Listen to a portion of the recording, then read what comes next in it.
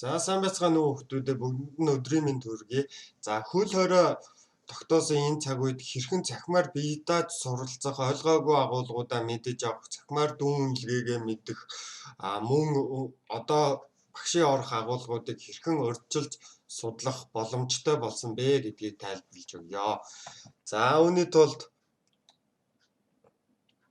бид нарт хоёр хаяг мэдчих шаардлагатай болно. За хамгийн ихнийх нь New Era Edu-ийн буюу сургуулийнхаа вебсайт руу орно. За энд хаягийн мөрөн дээр New Era Edu-ийн гэдэг өчгөд сургуулийн вебсайт руу орж байна. За эндээс үндсэн цэсэн дээр sign in буюу нэвтрэх гэсэн сонголт байгаа. За нэвтрэх гэсэн сонголтыг сонгоход таны мэйл хаяг, пассвортыг нэхнэ. За үүнээс бид нар эхний удаа нэвтэрж байгаа бол эндээс бид нар reset password гэсэн сонголтыг сонгочихно. За энэ маань яадаг вэ гэхээр өөрийн мэйл хаягаараа пассвортаа шинжилж авах сонголт байгаа. За энэ дээр өөрийнхөө New Era Edu-ийн буюу бид нар Teams дээр ашигладаг өөрийн мэйл хаягаа сургуулиас өгсөн мэйл хаягийг оруулж өгнө. За багш нь энд 10 Б ангийн сурагч Батулга гэх хүүхдийн жишээн дээр тайлбарлаж өгье. За Батулга хүүхдийн мэйл хаягийг оруулчихлаа. Үүний дараа confirm гэсэн командыг дарна. За энэ маань яадаг вэ гэхээр энэ мэйл хаягаар таны пассвортыг шинжлэх линкийг явуулнаа. За мэйл амжилттай явлаа гэсэн бичиг гарч ирсэн бол мэйлээ шалганаа. За мэйлээ шалгахад биднэрт office.com буюу энд харуулж байгаа хоёр дахь хаяг хэрэг болно. За хаягийн мөрөн дээр бид нар office.com гэж бичсэн бол өөрийн мэйл хаягаараа sign in хийгээд нэвтэрч орно. За нэвтэрч ороход чамаас пассворд нэхэнэ. За энд ямар пассворд оруулж өгөх вэ гэхээр бид нар Teams дээр ашигладаг пассвортаа оруулж өгнө. За энд том N үсэг, жижиг I үсэг, регистрийн дугаарын тоо орноор бид нар пассвортаа хийдгийг та бүхэн санаж байгаа бах. За энд пассвортаа оруулж өгнө. За чи хэрвээ пассвортаа санахгүй бол ангийнхаа багш тийм үү надад хандаад пассвортаа шинжилүүлж авах боломжтой гэсэн үг. За ингээд нэвтэрсэн тохиолдолд биднэрт энэ Zoom болонд маань Word, Excel, бидний сайн мэдэх Teams гэсэн платформуд байна. Эндээс бид нар энэ Outlook гэсэн сонголтыг сонгочих юм бол чиний мэйл хаяг юм аа. За ингээд мэйл хаягаа шалгахад чамд админаас нууц үг шинжлэх мэйлийг илгээсэн байна. За энэ дээрээс нууц үг солих гэсэн сонголтыг сонгоод за сургуулийн онлайн систем рүү нэвтрэх нууц үгээ чи өөрөө шинжилж авах боломжтой.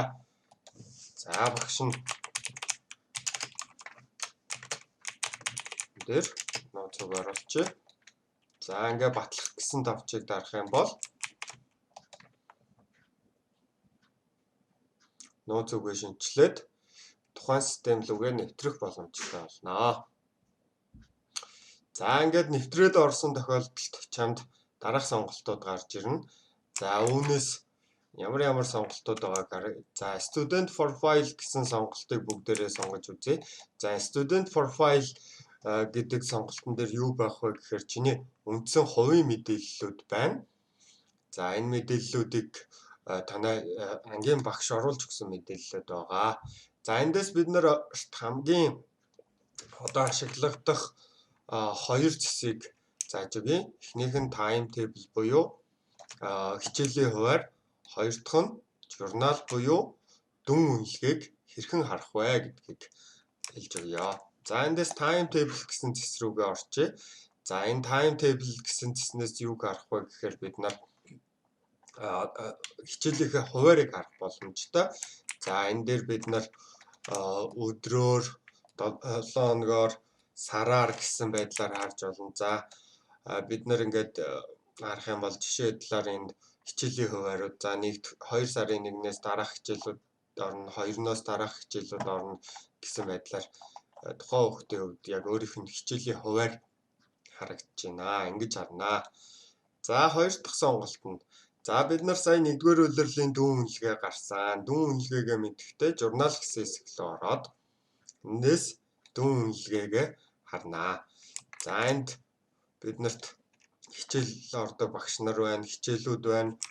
Тухайн дүүн үнэлгээ маань гарсан байна. За энэ дээр ямар дүүн үнэлгээ байна вэ гэхээр тухайн хичээлийн хувьд эрдсэн ямар дүнтэй байсан, гэрийн даалгавар нь ямар байсан, энд дүнгуудын дундж болох энэ final grade буюу чиний улирлын 1-р улирлын дүн чинь ямар дүн үнэлгээтэй байгаа бэ гэдэг мэдээлэл маань эндээс харагдана гэсэн үг. За одоо 3 дахь сонголт нь хамгийн биднэрт хэрэг болох сонголт нь онлайн курстэй хэрхэн хамрагдах вэ гэсэн сонголт байна. За энд бид нар хамгийн доод баруун доод болон courses гэсэн сонголт байгаа. За энэ courses гэсэн сонголт яадаг вэ гэхээр чиний онлайн курст хичнээн онлайн курст хамрагдаж байгаа юм бэ гэсэн сонголт байна. За Батулга гээд сурагчийн хувьд бол Идэр Жаргал багшийн програмчлалын клуб физикийн цөмийн технологийн үйлсэл хөгжил гэсэн 2 нэмэлт хөтөлбөрт хамрагдсан байна. За энэ дээр нэмээд одоо би Батулга гэх хүүхдээ ирэхээр онлайн сургалтанд хэрхэн хамрагдах вэ гэдэгт тайлбарлаж байна. За онлайн сургалтанд хамрахдахдаа цахим эрен гэсэн сонголтыг сонгоно. За цахим эрен гээд сонголтыг сонгоход цахим хичээлүүд маань гарч ирнэ. За 6 дугаар анги, 7 дугаар анги, 6-аас 12 дугаар ангийн цахим хичээлүүд маань энд харагдаж байна. За би Батулга жишээ нь 10 дугаар ангийн сурагч учраас энэ 10 дугаар ангийн цахим хичээл рүү орж болно. За цахим хичээл рүүгээ орчээ. За энд ингээд 10 дугаар ангид бид нар хөвчлэн IJ-гийн хөтөлбөрөөр хичээлдэг. За энд жишээ нь ICT 0417 IGCSE гэсэн хөтөлбөрийн цахим хичээлүүд байна. За энэ жишээ нь миний цахим хичээлүүд байна. Тухайн хичээлээ сонгоод хичээлийнхээ нэмэлт мэдээлэл агуулгуудтай танилцаад за эндээс тухайн цахим хичээлийг хэн багш ордын эдийг танилцаад за хэрвээ чи энэ курст суралцъя гэх юм бол баруун болонд байгаа курсэд элсэх гэсэн шарт орчин дээр дарна. За ингэсэн тохиолдолд тухайн курс маань чиний курсүүд дээр нэмэгдээд ороод ирнэ. Чи хичнээн ч онлайн цахим курст ер нь бол хамрагдаж болно. За би Батулга гэдэг хүүхдээ ирэхээр ороод явж байсан 0417 ICT гэсэн хөтөлбөрийн хичээлийг сонгочихлоо. За курсээ эхлүүлэх гэсэн товчийг дарахад тухайн курс маань гарч ирнэ. За энд үндсэн талбар дээр маань тухайн хичээлийн агуулгууд за баруун талд маань контентууд гарч ирнэ. За энэ миний хичээлийн хувьд бол ингээд 2 үндсэн хэсгээс тогтож байгаа. Эхний парт агуулга нь болохоор онлын агуулгууд. За 2 дахь агуулга нь практик ажлын агуулгууд байгаа. За эндээс онлайн курсын агуулгуудаас жишээ нь за би Excel-ийг сайн ойлгоогүй өнгөрсөн улирал ер нь явцсан да. Excel-ийг энэ сэдвийг нөхөж харьяа гэх юм бол энэ Excel processing буюу Excel-ийн хичээлүүд рүү орно. За эндээс би харж байгаа жишээ нь за би энэ курсээс за if функцийг сайн ойлгоогүй гэх юм бол if функцийг сонгоод судалж болно. Тэгэхээр эндээс бид нар тухайн хичээлээ судлаад